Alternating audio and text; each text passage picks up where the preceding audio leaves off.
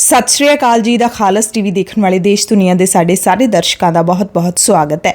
पंजाब दीयां खास खबरां दे खास बुलेटिन दे नाल मैं हरशरण कौर। अज 14 अप्रैल है, दिन वीरवार है। अज सब तो पहला असीं तुहानूं खालसे दे सिरजना दिहाड़े अते विसाखी दीयां वधाइयां देवांगे।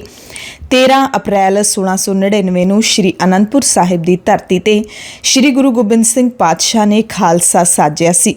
5 सीस मंगे सी अते फिर आपे गुरचेला दी जिहड़ी रवायत है वो शुरू कीती सी। विलखण रवायत खालसे नूं 5 ककारां दा धारनी बना दिता गया सी। खालसा सब जातां पातां ऊच नीच अते होर कुरीतियां तो रहत एक अजिहा मनुख साजिया सी जिहड़ा लखां दे विचों ही कल्ला खड़ा दिसदा है। अज खालसे दे सिरजना दिहाड़े दे मौके हर उस सिख नूं, हर उस खालसे नूं अपने आपे नूं पछाणन दी जरूर लोड़ है कि की अज असीं उही गुरु गोबिंद सिंह पातशाह दे वल्लों साजे गए खालस मनुख हाँ, खालसे हाँ, जां फिर सिर्फ पहरावे दा दिखावा करन वाले लोग हाँ। गुरु गोबिंद सिंह पातशाह ने जो खालसा साजिया सी उस जुल्म दे खिलाफ खड़न वाला, डटन वाला इंसान सी। ते अज अपने आप अंदर झाती मारन दी लोड़ है कि की असीं जिथे भी काम करदे हाँ, जेड़ा भी काम करदे हाँ, उहदे विच असीं खालस हाँ, असीं शुद्ध हाँ अते जुल्म दे खिलाफ असीं डटदे हाँ। क्योंकि जुल्म दे खिलाफ डटना सिर्फ जंग दे विच लड़ना ही नहीं हुंदा। हर किते, चाहे तुसीं घर दे विचों, दफ्तर दे विचों जां फिर समाज दे विच विचर रहे हो, हर तरह के जुल्म के खिलाफ खड़ना तुहाडा फर्ज हुंदा है। सो अज खालसे दे जन्म दिहाड़े मौके, विसाखी मौके संगतां वड्डी गिणती विच तख्त श्री दमदमा साहिब तलवंडी साबो की धरती ते जाके मत्था टेकदियां ने। 3 दिना समागम हुंदे ने। इसी तरह तख्त श्री केसगढ़ साहिब जिहड़ी खालसे की जन्म भूमि है, जिथे गुरु पातशाह ने वह कौतक रचिया सी, उत्थे संगतां वड्डी गिणती विच पहुंचदियां ने। श्री अकाल तख्त साहिब के कार्यकारी जथेदार ज्ञानी हरप्रीत सिंह अते SGPC प्रधान एडवोकेट हरजिंदर सिंह धामी ने संगतां नूं खालसा साजना दिहाड़े दी वधाई दित्ती है। अज 14 अप्रैल नूं संविधान के निर्माता, संविधान के रचेता डॉक्टर BR अंबेडकर की भी जयंती है। खबरां दे विचों सब तो वड्डी खबर यही है कि पंजाब दे विच कणक की खरीद मुड़ शुरू हो गई है। केंद्रीय खुराक मंत्रालय दीयां 5 टीमां कणक की गुणवत्ता मुड़ तो घोखण दे लई कल बाद दोपहर ही पंजाब पहुंच गईयां। इन्हां विचों एक टीम ने कल ही जिला मुक्तसर तो कणक के नमूने लैण की शुरुआत कर दी। अज इन्हां केंद्रीय टीमां दे वल्लों सारे पंजाब दीयां मंडियां का दौरा करके फसल का जायजा लिया जाएगा। 5 दे विचों 4 टीमां कल देर शाम नूं पहुंचियां, इस करके नमूने लैण का काम इन्हां वल्लों कल तो शुरू नहीं हो सकिया ते केंद्रीय टीमां दे आउण नाल ही पंजाब दे विच कणक दी खरीद का काम मुड़ तेजी नाल शुरू होने की उम्मीद है। पंजाब दीयां खरीद एजेंसियां दे मुलाजमां दी तालमेल कमेटी ने खुराक ते सिविल सप्लाई पंजाब विभाग सकत्तर दे वल्लों दित्ते भरोसे तो बाद कणक दी खरीद का काम कई थावां ते मुड़ शुरू कर भी दिता है। सारियां खरीद एजेंसियां ने पहलां कणक की खरीद के बाईकाट का ऐलान कर दिता सी, पर देर शाम तक उस बाईकाट नूं खत्म करन दा ऐलान कर दिता गया सी, जिस तो बाद कणक की खरीद पंजाब दे विच मुड़ शुरू हो चुकी है। ऐतकी मार्च महीने पई गर्मी ने कणक की फसल नूं पूरी ढाह लाई है। एकदम वधे तापमान ने कणक के दाणे नूं पिचका दिता। कणक के दाणे सुंगड़ गए ते कह सकते हैं कि जिहड़ा झाड़ 25% होना सी वो घट के 14% तक रह गया। भारतीय खुराक निगम यानी कि FCI ने जदों सीधी डिलीवरी लैण तो इनकार कर दिता तो खरीद एजेंसियां के मुलाजमां दे विच भी तौखले खड़े हो गए तो फिर उन्होंने हड़ताल कर दी, क्योंकि FCI की मुढ़ली पड़ताल दे विच कणक के दाणे 8 तो 20% तक सुंगड़े हुए पाए गए, जबकि केंद्रीय मापदंडां के मुताबिक ये 6% तक ही हुंदा है। यानी कि 6% तक जे दाणा सुंगड़ जाए तो खरीद हो जाती है। तो हुण पंजाब पहुंचियां 5 केंद्रीय टीमां दे वल्लों फरीदकोट, फिरोजपुर, जलंधर, पटियाला ते रोपड़ डिवीजनां दे विच पैंदे खरीद केंद्रां दा दौरा किया जाएगा। ते पंजाब दे विच हुण किसानां दी टेक केंद्रीय टीमां ते टिक गई है, जिन्हां दी रिपोर्ट के आधार ते ही केंद्र सरकार राहत बारे फैसला लवेगी। कल पंजाब सरकार ने भी केंद्रीय एजेंसियां दे मुलाजमां दे नाल, अधिकारियों दे नाल बैठक की, जिस तो बाद केंद्र सरकार नूं अपील की गई कि मुड़ तो अनाज का जायजा लिया जाए। उस तो बाद केंद्र सरकार ने अपील नूं मनदे होए इन्हां टीमां नूं भेजण दा फैसला लिया। इस बारे मंत्री लाल चंद कटारू चक ने जानकारी दी। पंजाब दे ज़्यादा हिस्सों के अंदर जिहड़ा साडा कणक का उत्ते असर पिया ड्यू टू गर्मी का सीजन जल्दी आने करके थोड़ा ज़्यादा आ। सो इस करके असी ये संदर्भ दे विच केंद्र की जिहड़ी साडे सैकटरी ने कैबिनेट के खेतीबाड़ी विभाग के डिपार्टमेंट वालों उन्होंने एक चिट्ठी लिखी है। उन्होंने साडी नैगोशिएट हुई है ਸੋ ਅਸੀਂ ਉਹਨਾਂ ਨੂੰ ਬੇਨਤੀ ਕੀਤੀ ਹੈ ਵੀ ਸਾਨੂੰ ਇਹਦੇ 'ਚ ਕੋਈ ਰਿਲੈਕਸੇਸ਼ਨ ਦਿਓ ਔਰ ਤਾਂ ਜੋ ਪੰਜਾਬ ਦੇ ਅੰਦਰ ਜਿਹੜਾ ਕਿ ਸੰਕਟ ਮਾੜਾ ਮੋਟਾ ਦਿਸਦਾ ਆ ਇਹਨੂੰ ਆਪਾਂ ਸਾਫ਼ ਕਰ ਸਕੀਏ। ਸੋ ਚੰਗੀ ਗੱਲ ਇਹ ਆ ਕਿ ਕੇਂਦਰ ਨੇ ਸਾਡੀ ਉਸ ਭਾਵਨਾ ਨੂੰ ਕੰਸੀਡਰ ਕਰਦਿਆਂ ਪੰਜ ਟੀਮਾਂ ਜਿਹੜੀਆਂ ਨੇ ਉਹ ਅੱਜ ਪੰਜਾਬ ਦੇ ਵੱਖ-ਵੱਖ ਜ਼ਿਲ੍ਹਿਆਂ 'ਚ ਜਾ ਰਹੀਆਂ ਨੇ। ਘੱਟੋ ਘੱਟ 6-7 ਜ਼ਿਲ੍ਹਿਆਂ ਦੇ ਅੰਦਰ ਤੇ ਉਹ ਵੱਖਰੇ ਜਿਹੜੇ ਇਲਾਕੇ ਉਹਨਾਂ ਨੂੰ ਡਿਮਾਰਕੇਸ਼ਨ ਕੀਤੇ ਆ ਉਦੋਂ ਨੂੰ ਉਹ ਚੱਲ ਪਏ ਆ। ਖੁਰਾਕ ਤੇ ਸਿਵਲ ਸਪਲਾਈ ਵਿਭਾਗ ਪੰਜਾਬ ਦੇ ਡਾਇਰੈਕਟਰ ਗੁਰਕੀਰਤ ਕਿਰਪਾਲ ਸਿੰਘ ਨੇ ਕਿਹਾ ਕਿ ਕੇਂਦਰੀ ਟੀਮਾਂ ਪੰਜਾਬ ਪਹੁੰਚ ਗਈਆਂ ਨੇ ਅਤੇ ਅੱਜ 17 ਜ਼ਿਲ੍ਹਿਆਂ ਦੇ ਵਿੱਚ ਟੀਮਾਂ ਮੰਡੀਆਂ ਦਾ ਦੌਰਾ ਕਰਨਗੀਆਂ। ਉਹਨਾਂ ਆਸ ਪ੍ਰਗਟਾਈ ਹੈ ਕਿ ਕੇਂਦਰ ਵੱਲੋਂ ਪੰਜਾਬ ਨੂੰ ਦਾਣਾ ਸੁੰਗੜਨ ਕਰਕੇ ਜ਼ਰੂਰ ਰਾਹਤ ਦਿੱਤੀ ਜਾਵੇਗੀ। ਖਰੀਦ ਏਜੰਸੀਆਂ ਦੇ ਮੁਲਾਜ਼ਮਾਂ ਦੇ ਨਾਲ ਕਹਿੰਦੇ ਮੀਟਿੰਗ ਕੀਤੀ ਗਈ ਸੀ, ਜਿਸ ਤੋਂ ਬਾਅਦ ਸਾਰੇ ਮੁਲਾਜ਼ਮ ਖਰੀਦ ਪ੍ਰਬੰਧਾਂ ਦੇ ਵਿੱਚ ਜੁਟ ਗਏ ਨੇ।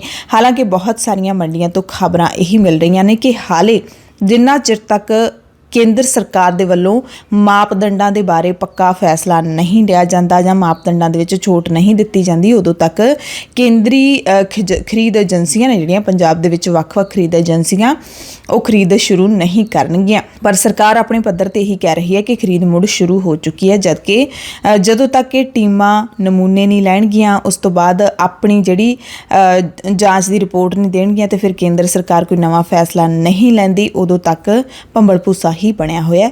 ਹਕੀਕਤ ਇਹ ਹੈ ਅਮਰੀਕਾ ਦੇ ਨਿਊਯਾਰਕ ਦੇ ਵਿੱਚ 2 ਸਿੱਖਾਂ ਤੇ ਹਮਲਾ ਹੋਣ ਦੀ ਜਿਹੜੀ ਘਟਨਾ ਵਾਪਰੀ ਹੈ ਉਸ ਦੀ ਸ਼੍ਰੋਮਣੀ ਗੁਰਦੁਆਰਾ ਪ੍ਰਬੰਧਕ ਕਮੇਟੀ ਨੇ ਨਿਖੇਧੀ ਕੀਤੀ ਹੈ। ਐਸਜੀਪੀਸੀ ਪ੍ਰਧਾਨ ਐਡਵੋਕੇਟ ਹਰਜਿੰਦਰ ਸਿੰਘ ਧਾਮੀ ਨੇ ਅਮਰੀਕਾ ਦੇ ਵਿੱਚ ਸਿੱਖਾਂ ਤੇ ਹੋਏ ਹਮਲੇ ਤੇ ਚਿੰਤਾ ਪ੍ਰਗਟਾਉਂਦਿਆਂ ਭਾਰਤ ਸਰਕਾਰ ਤੋਂ ਮੰਗ ਕੀਤੀ ਹੈ ਕਿ ਵਿਦੇਸ਼ਾਂ ਵਿੱਚ ਵਸਦੇ ਸਿੱਖਾਂ ਦੀ ਸੁਰੱਖਿਆ ਯਕੀਨੀ ਬਣਾਉਣ ਦੇ ਲਈ ਸਰਕਾਰ ਕਦਮ ਚੁੱਕੇ।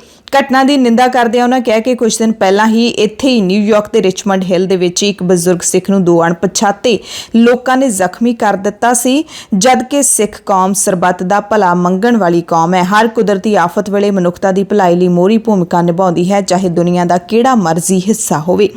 ਦਰਅਸਲ ਕੱਲ ਜਿਹੜੀ ਘਟਨਾ ਵਾਪਰੀ ਹੈ ਉਸੇ ਥਾਂ ਤੇ ਵਾਪਰੀ ਹੈ ਜਿੱਥੇ ਕੁਝ ਦਿਨ ਪਹਿਲਾਂ ਬਜ਼ੁਰਗ ਨਿਰਮਲ ਸਿੰਘ ਤੇ ਹਮਲਾ ਹੋਇਆ ਸੀ ਤੇ ਲੰਘੇ 10 ਦਿਨਾਂ ਤੋਂ ਘੱਟ ਸਮੇਂ ਦੇ ਵਿੱਚ ਸਿੱਖਾਂ ਤੇ ਹਮਲੇ ਦੀ ਇਹ ਦੂਸਰੀ ਘਟਨਾ ਹੈ ਜਿਸ ਨੇ ਅਮਰੀਕਾ ਦੇ ਵਿੱਚ ਵਸਦੇ ਸਿੱਖਾਂ ਨੂੰ ਚਿੰਤਾ ਵਿੱਚ ਪਾ ਦਿੱਤਾ ਹੈ। ਇਹਨਾਂ ਸਿੱਖਾਂ ਨੂੰ ਜ਼ਖਮੀ ਹੀ ਨਹੀਂ ਕੀਤਾ ਗਿਆ ਬਲਕਿ ਜ਼ਖਮੀ ਕਰਨ ਤੋਂ ਬਾਅਦ ਲੁੱਟਿਆ ਗਿਆ। ਪੰਜਾਬ ਸਰਕਾਰ ਨੇ ਕੱਲ ਪੰਜਾਬ ਦਿਹਾਤੀ ਵਿਕਾਸ ਸੋਧ ਆਰਡੀਨੈਂਸ ਨੂੰ ਹਰੀ ਝੰਡੀ ਦੇ ਦਿੱਤੀ ਹੈ। ਦਿਹਾਤੀ ਵਿਕਾਸ ਫੰਡ ਹੁਣ ਬੁਨਿਆਦੀ ਢਾਂਚੇ ਅਤੇ ਖਰੀਦ ਕੇਂਦਰਾਂ ਤੇ ਹੀ ਖਰਚੇ ਜਾਣਗੇ, ਇਹ ਕਿਹਾ ਹੈ ਆਮ ਆਦਮੀ ਪਾਰਟੀ ਦੀ ਸਰਕਾਰ ਨੇ। ਤੇ ਪੰਜਾਬ ਸਰਕਾਰ ਦੇ ਇਸ ਫੈਸਲੇ ਤੋਂ ਬਾਅਦ ਆਸ ਹੈ ਕਿ ਕੇਂਦਰ ਸਰਕਾਰ ਨੇ ਜਿਹੜੇ 1100 ਰੁਪਏ ਆਰਡੀਐਫ ਫੰਡ ਦੇ ਰੋਕ ਰੱਖੇ ਨੇ ਉਹ ਹੁਣ ਜਾਰੀ ਕਰ ਦਿੱਤੇ ਜਾਣਗੇ। ਇਸ ਦੇ ਨਾਲ ਹੀ ਜਲ ਸਪਲਾਈ ਤੇ ਸੈਨੀਟੇਸ਼ਨ ਵਿਭਾਗ ਵਿੱਚ 145 ਅਸਾਮੀਆਂ ਨੂੰ ਹਰੀ ਝੰਡੀ ਦੇ ਦਿੱਤੀ ਗਈ ਹੈ।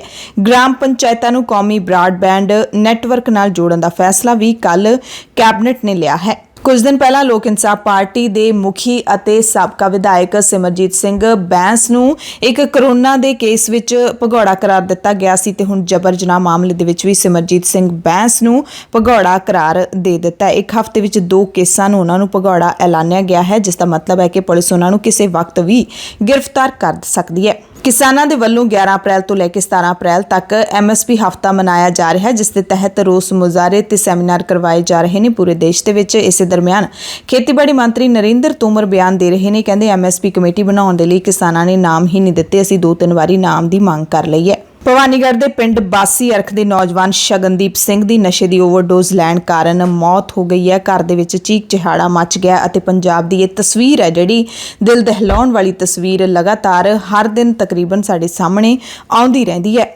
ਪਰਿਵਾਰ ਨੇ ਦੱਸਿਆ ਹੈ ਕਿ ਸ਼ਗਨਦੀਪ ਸਿੰਘ, ਜਿਸ ਦੀ ਉਮਰ ਸਿਰਫ 28 ਸਾਲ ਸੀ, ਪਿਛਲੇ ਕਈ ਮਹੀਨਿਆਂ ਤੋਂ ਨਸ਼ਾ ਛੱਡ ਰੱਖਿਆ ਸੀ, ਪਰ ਲੰਘੀ ਸ਼ਾਮ ਪਿੰਡ ਦੇ ਹੀ ਕੁਝ ਬੰਦਿਆਂ ਨੇ ਉਸ ਨੂੰ ਨਸ਼ਾ ਦੇ ਦਿੱਤਾ। ਓਵਰਡੋਜ਼ ਨਾਲ ਸ਼ਗਨਦੀਪ ਸਿੰਘ ਦੀ ਮੌਤ ਹੋ ਗਈ। ਉਸ ਦੇ ਛੋਟੇ-ਛੋਟੇ 2 ਬੱਚੇ ਸੀ। ਪਿੰਡ ਦੇ ਸਰਪੰਚ ਕੇਵਲ ਸਿੰਘ ਦੇ ਦੱਸਣ ਮੁਤਾਬਿਕ ਪਿੰਡ ਵਿੱਚ ਨਸ਼ੇ ਦੀ ਸਪਲਾਈ ਲਗਾਤਾਰ ਹੋਣ ਕਰਕੇ ਕਾਫੀ ਨੌਜਵਾਨ ਇਸ ਦੀ ਮਾਰ ਹੇਠ ਆ ਰਹੇ ਨੇ, ਜਦਕਿ ਪੁਲਿਸ ਕੋਈ ਕੰਮ ਨਹੀਂ ਕਰ ਰਹੀ। ਹੁਣ ਬਿਜਲੀ ਸੰਕਟ ਦੀ ਗੱਲ ਕਰ ਲੈਂਦੇ ਹਾਂ। ਕੇਂਦਰ ਸਰਕਾਰ ਨੇ ਕੋਲਾ ਸੰਕਟ ਦੇ ਮੱਦੇਨਜ਼ਰ ਪੰਜਾਬ ਸਮੇਤ ਸਾਰੇ ਸੂਬਿਆਂ ਤੇ ਵਿਦੇਸ਼ੀ ਕੋਲਾ ਵਰਤਣ ਦੀ ਸ਼ਰਤ ਲਾ ਦਿੱਤੀ ਹੈ। ਸ਼ਰਤ ਇਹ ਹੈ ਕਿ ਦੇਸੀ ਕੋਲਾ ਉਹਨਾਂ ਸੂਬਿਆਂ ਨੂੰ ਹੀ ਅਲਾਟ ਹੋਵੇਗਾ ਜਿਹੜੇ 10% ਤੱਕ ਵਿਦੇਸ਼ੀ ਕੋਲਾ ਵਰਤੋਂ ਵਿੱਚ ਲਿਆਉਣਗੇ। ਯਾਨੀ ਕਿ ਸਿਰ ਤੇ ਡੰਡਾ ਦੇ ਦਿੱਤਾ ਗਿਆ ਹੈ ਕਿ ਵਿਦੇਸ਼ੀ ਕੋਲਾ ਵਰਤਣਾ ਵਰਤਣਾ ਲਾਜ਼ਮੀ ਹੈ ਤੇ 10% ਤੱਕ ਵਰਤਣਾ ਲਾਜ਼ਮੀ ਹੈ। ਕੇਂਦਰੀ ਬਿਜਲੀ ਤੇ ਨਵਿਆਉਣਯੋਗ ਊਰਜਾ ਮੰਤਰੀ ਆਰ.ਕੇ. ਸਿੰਘ ਨੇ ਦਿੱਲੀ ਵਿੱਚ ਕੋਲੇ ਦੇ ਸਟਾਕ ਦਾ ਜਾਇਜ਼ਾ ਲੈਣ ਦੇ ਲਈ ਸਮੀਖਿਆ ਮੀਟਿੰਗ ਸੱਦੀ ਸੀ, ਜਿਸ ਤੋਂ ਬਾਅਦ ਇਹ ਹਦਾਇਤਾਂ ਜਾਰੀ ਕੀਤੀਆਂ ਨੇ। ਮੀਟਿੰਗ ਦੇ ਵਿੱਚ ਪੰਜਾਬ ਸਣੇ ਬਾਕੀ ਸੂਬਿਆਂ ਦੇ ਊਰਜਾ ਵਿਭਾਗ ਦੇ ਅਧਿਕਾਰੀ ਵੀ ਸ਼ਾਮਲ ਸਨ। ਕੇਂਦਰੀ ਮੰਤਰੀ ਨੇ ਸਮੀਖਿਆ ਮੀਟਿੰਗ ਦੌਰਾਨ ਦੱਸਿਆ ਕਿ ਮੁਲਕ ਵਿੱਚ ਇਸ ਵਕਤ 19,000 ਮੈਗਾਵਾਟ ਦੇ ਦਰਜਨਾਂ ਤਾਪ ਬਿਜਲੀ ਘਰ ਨੇ ਜਿਹੜੇ ਪੂਰੀ ਤਰ੍ਹਾਂ ਵਿਦੇਸ਼ੀ ਕੋਲੇ ਤੇ ਨਿਰਭਰ ਨੇ। ਹਾਲਾਂਕਿ ਇਹਨਾਂ ਵਿੱਚੋਂ ਸਿਰਫ 8,000 ਮੈਗਾਵਾਟ ਦੇ ਤਾਪ ਬਿਜਲੀ ਘਰ ਹੀ ਚੱਲ ਰਹੇ ਨੇ। ਕੌਮਾਂਤਰੀ ਬਾਜ਼ਾਰ ਦੇ ਵਿੱਚ ਵਿਦੇਸ਼ੀ ਕੋਲੇ ਦੇ ਭਾਅ ਕਾਫੀ ਮਹਿੰਗੇ ਨੇ, ਤੇਜ਼ ਨੇ, ਜਿਸ ਕਰਕੇ ਪ੍ਰਾਈਵੇਟ ਕੰਪਨੀਆਂ ਵਿਦੇਸ਼ਾਂ ਤੋਂ ਕੋਲਾ ਖਰੀਦਣ ਤੋਂ ਪਾਸਾ ਵੱਟ ਰਹੀਆਂ ਨੇ। ਪਾਵਰਕੌਮ ਦਾ ਟਾਟਾ ਮੁਦਰਾ ਪਲਾਂਟ ਦੇ ਨਾਲ 475 ਮੈਗਾਵਾਟ ਦਾ ਸਮਝੌਤਾ ਹੈ ਤੇ ਇਹ ਪਲਾਂਟ ਵੀ ਵਿਦੇਸ਼ੀ ਕੋਲਾ ਆਧਾਰਿਤ ਹੀ ਹੈ। ਪਾਵਰਕੌਮ ਪੰਜਾਬ ਦੀ ਬਿਜਲੀ ਕੰਪਨੀ ਹੈ। ਜਾਣਕਾਰੀ ਦੱਸਦੀ ਹੈ ਕਿ ਪਹਿਲਾਂ ਵਿਦੇਸ਼ੀ ਕੋਲਾ 4% ਤੱਕ ਹੀ ਵਰਤੋਂ ਵਿੱਚ ਲਿਆਂਦਾ ਜਾ ਸਕਦਾ ਸੀ, ਪਰ ਹੁਣ 10% ਤੱਕ ਵਰਤਣਾ ਲਾਜ਼ਮੀ ਕਰਾਰ ਦੇ ਦਿੱਤਾ ਹੈ।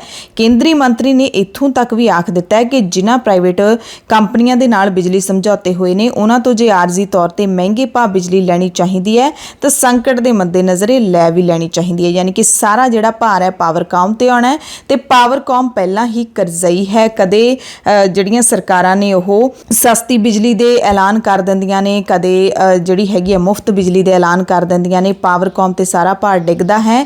ਸਰਕਾਰਾਂ ਜਿਹੜੀਆਂ ਨੇ ਅਦਾਇਗੀ ਨਹੀਂ ਕਰਦੀਆਂ ਤੇ ਪਾਵਰਕੌਮ ਕਰਜ਼ੇ ਵਿੱਚ ਪਹਿਲਾਂ ਹੀ ਹੈ। ਪੰਜਾਬ ਸਣੇ ਜਿਹੜੇ ਸੂਬੇ ਕੋਲਾ ਖਾਣਾ ਤੋਂ ਦੂਰ ਪੈਂਦੇ ਨੇ, ਉਹਨਾਂ ਨੂੰ ਇੱਕ ਹੋਰ ਬਦਲ ਵੀ ਦਿੱਤਾ ਗਿਆ ਹੈ ਕਿ ਕੋਲਾ ਖਾਣਾ ਦੇ ਨੇੜੇ ਪੈਂਦੇ ਤਾਪ ਬਿਜਲੀ ਘਰ ਦੀ ਦੂਰ ਦਰਾਡੇ ਦੇ ਸੂਬੇ ਵਰਤੋਂ ਕਰ ਸਕਦੇ ਨੇ। ਹਾਲਾਂਕਿ ਜਦੋਂ ਮੀਂਹ ਦਾ ਮੌਸਮ ਆਉਣਾ ਹੈ, ਬਰਸਾਤਾਂ ਦੇ ਮੌਸਮ ਦੇ ਵਿੱਚ ਕੋਲੇ ਦਾ ਉਤਪਾਦਨ ਘਟ ਜਾਊਗਾ, ਜਿਸ ਕਰਕੇ ਕੋਲਾ ਸੰਕਟ ਹੋਰ ਵਧਣ ਦੀ ਸੰਭਾਵਨਾ ਹੈ। ਪਾਵਰਕੌਮ ਨੇ ਵਿਦੇਸ਼ੀ ਕੋਲੇ ਦੇ ਟੈਂਡਰ ਕੀਤੇ ਹੋਏ ਨੇ। ਬਿਜਲੀ ਐਕਸਚੇਂਜ 'ਚੋਂ ਇਸ ਵੇਲੇ 12 ਰੁਪਏ ਪ੍ਰਤੀ ਯੂਨਿਟ ਬਿਜਲੀ ਉਪਲਬਧ ਹੈ, ਜਦਕਿ ਇਸ ਦੇ ਮੁਕਾਬਲੇ ਵਿਦੇਸ਼ੀ ਕੋਲੇ ਤੋਂ ਬਿਜਲੀ ਸਸਤੀ ਪੈਂਦੀ ਹੈ। ਸੋ ਅਜਿਹੇ ਵਿੱਚ ਜਦੋਂ ਪੰਜਾਬ ਦੇ ਵਿੱਚ ਝੋਨੇ ਦਾ ਸੀਜ਼ਨ ਹੈ, ਕਣਕਾਂ ਦੀ ਵਾਢੀ ਚੱਲ ਰਹੀ ਹੈ, ਪਾਵਰਕੌਮ ਪਹਿਲਾਂ ਹੀ ਕੋਲਾ ਸੰਕਟ ਕਰਕੇ ਮੁਸ਼ਕਲਾਂ ਦਾ ਸਾਹਮਣਾ ਕਰ ਰਹੀ ਹੈ। ਰਾਤ ਵੇਲੇ ਬਿਜਲੀ ਦੀ ਮੰਗ 7500 ਮੈਗਾਵਾਟ ਤੱਕ ਪਹੁੰਚ ਰਹੀ ਹੈ, ਜਦਕਿ ਦਿਨ ਵੇਲੇ ਮੰਗ ਘੱਟ ਹੁੰਦੀ ਹੈ, ਕਿਉਂਕਿ ਰਾਤ ਨੂੰ ਹਰ ਕਿਸੇ ਨੂੰ ਸੌਣ ਦੇ ਲਈ ਬਿਜਲੀ ਦੀ ਲੋੜ ਹੁੰਦੀ ਹੈ। ਗਰਮੀ ਦਾ ਮੌਸਮ ਹੈ ਤੇ ਪੰਜਾਬ ਦੇ ਵਿੱਚ ਲੰਬੇ ਕੱਟ ਕਈ ਥਾਈਂ ਨਹੀਂ, ਹਰ ਥਾਈਂ ਲੱਗ ਰਹੇ ਨੇ। ਛੋਟੇ ਪਿੰਡਾਂ ਦੇ ਵਿੱਚ, ਵੱਡੇ ਪਿੰਡਾਂ ਦੇ ਵਿੱਚ, ਸ਼ਹਿਰਾਂ ਦੇ ਵਿੱਚ ਹਰ ਕਿਤੇ ਪਾਵਰ ਕੱਟ ਲੱਗ ਰਹੇ ਨੇ।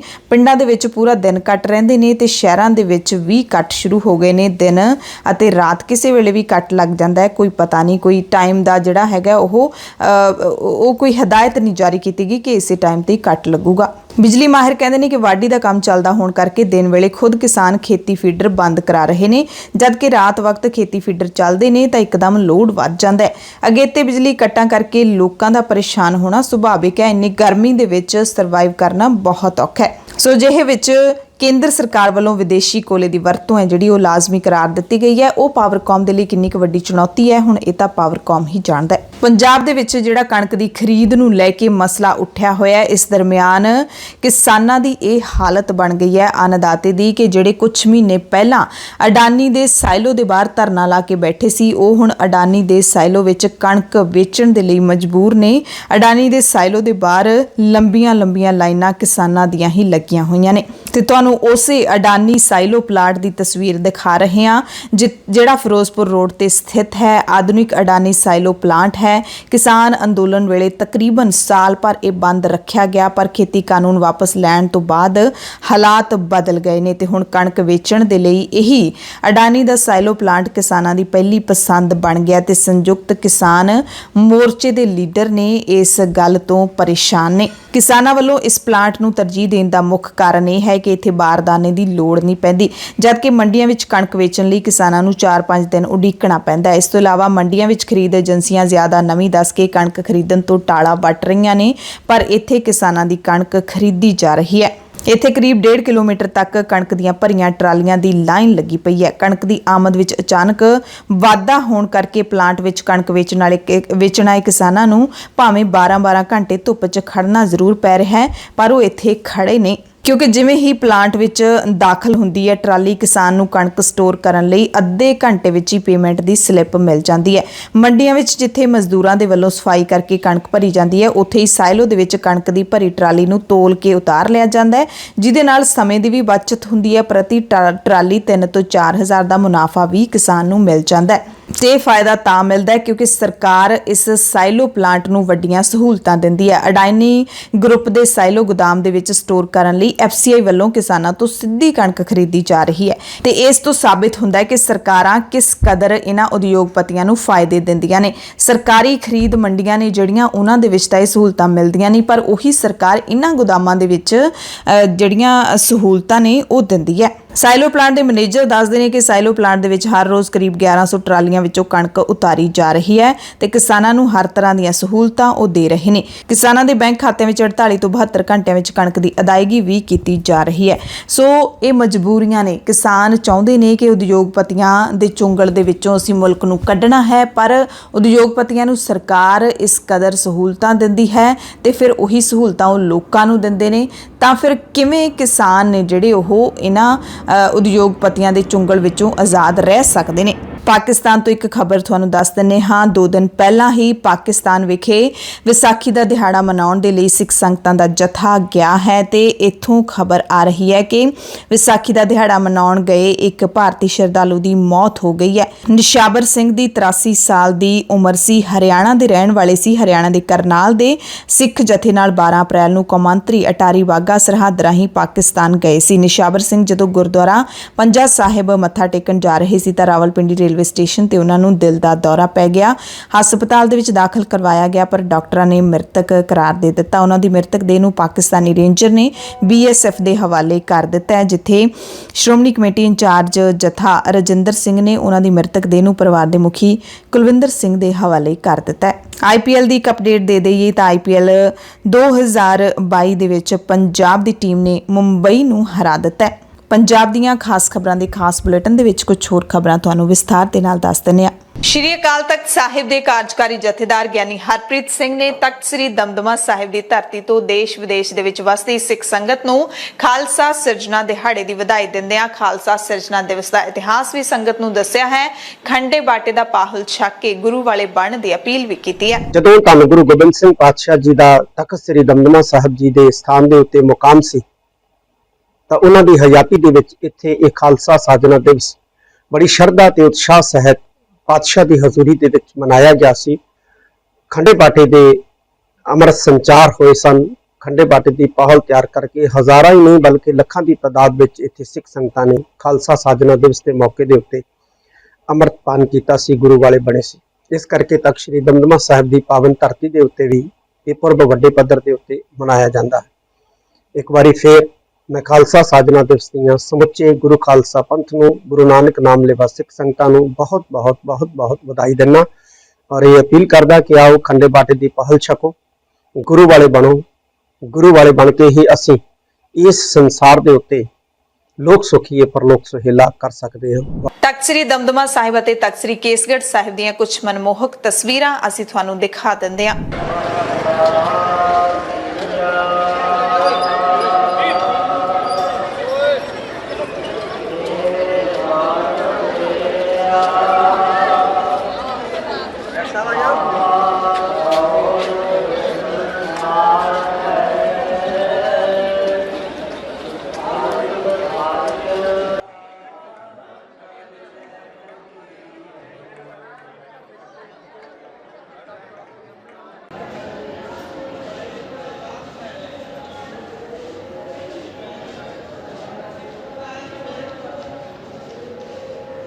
किसान आखिर करन तां की करन। बहुत सारे अजिहे छोटे किसान ने जिन्हां दा कणक वेचे तो सरदा भी नहीं ते हुण किसानां दे कोल एडी वड्डी मजबूरी आ गई है ते कि पंजाब दे विच अडानी दे गोदामां दे मूहरे धरने देण वाले किसान अज अडानी दे साइलोज दे विच ही कणक वेचण नूं मजबूर ने। उत्थे ही गोदामां दे विच कणक वेचण दे लई वड्डी गिणती विच पहुंच रहे ने। साइलो गोदामां दे बाहर किसानां दीयां ट्रालियां दीयां लंबीआं लाइनां लगियां होईयां ने।